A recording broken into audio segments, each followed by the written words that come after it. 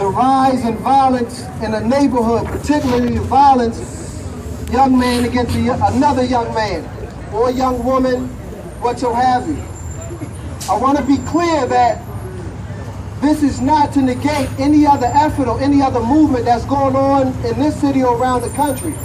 What this is an attempt for us as citizens to say we are, I don't want to say sick and tired, because everybody says they're sick and tired. We are fed up, and we are ready to mobilize ourselves, to put ourselves in the neighborhoods where we're needed most to address the situation. Some people would say hope is lost, but when we come out and when the community sees us, then they see hope. So if that's what it takes for people to have that glimpse of hope, then that's what we're going to do. We've been consistent for the past 2 years, and we will continue to be consistent. As long as the murders are taking place, as long as there's a disregard for life, then we have to be active. There is no turn-off switch. There is no rest. There is no time out, because we have children being murdered on the streets of Baltimore City. And so if we live in a place where children are being murdered, then it's upon us to step up and do something about it. It's upon us to be aggressive. It's upon us to make a stand wherever, on any corner, wherever in Baltimore City. It doesn't matter. There's no place we won't go to make sure that our voice is heard. And if anyone has a problem with it, then they are the enemy. Because if anybody has a problem with an environment where children are being murdered, then you are the problem. And if we're not doing enough about it, then we are the problem. We all are, most of us are parents, we have children. Who wants to come home to hear your child has been gunned down in the streets? But what I do, or what I want to say is I encourage us to not just think about our own biological children, but to think about everyone's child as your child. Yes. Don't wait till it's your child to say, yo, it's time to get the guns, yo, let's do something, let's get active. If somebody else's child is murdered, then you should feel a piece of that pain and sense of responsibility also. That's that connectedness that we strive for as human beings, to be connected with each other, not just on Facebook, but in person, sharing each other's pain. Again, from having loved ones unnecessarily being killed in our streets. It's our responsibility. We're regular day-to-day citizens. We take responsibility. I'm not looking for anybody else to do my job as a man in these streets. I have to do my job, and we encourage more citizens to do their job, to do more. We are busy. We all got 29 things to do. But if in the midst of being busy, children are being murdered in our streets, then we need to add a little bit more to our plate. And I encourage the men of Baltimore to step up. Stop being cowards. Stop being punks. To the cowards on the street who will put children in harm's way. We gotta man up.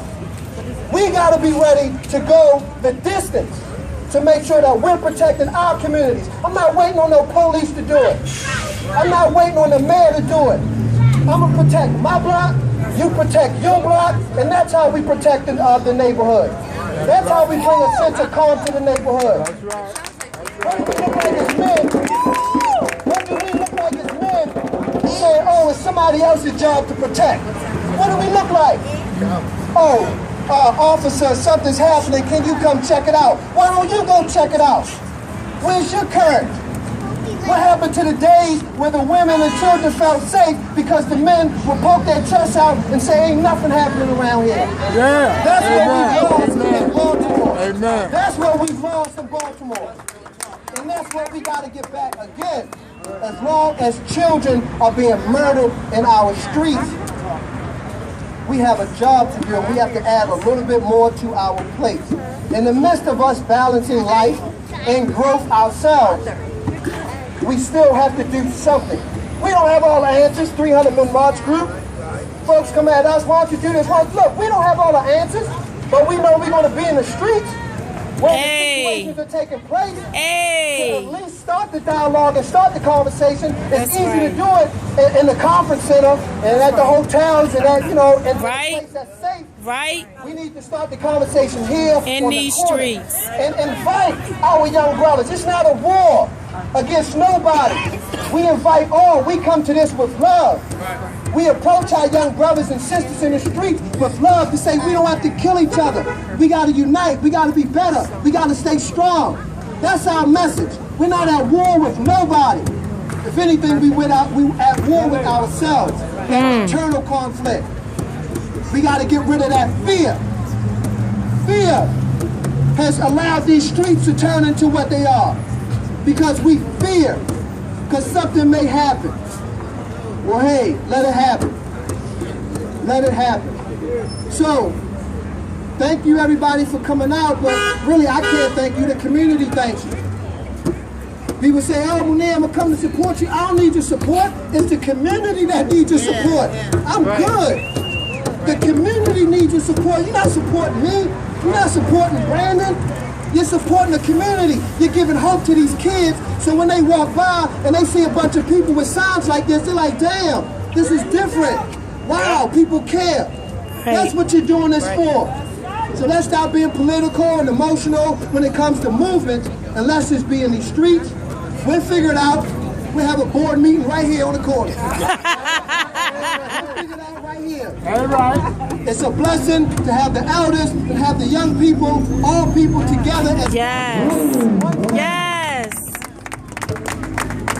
Again, to my brothers, we gotta, I take responsibility as a man. I say you should do the same to make sure that our wives, mothers, daughters, children, the elderly can walk these streets without fear. That's the reality that we're trying to make now, where our folks can walk the streets without fear. Legit fear. So, Baltimore, it's time. Not just for one event.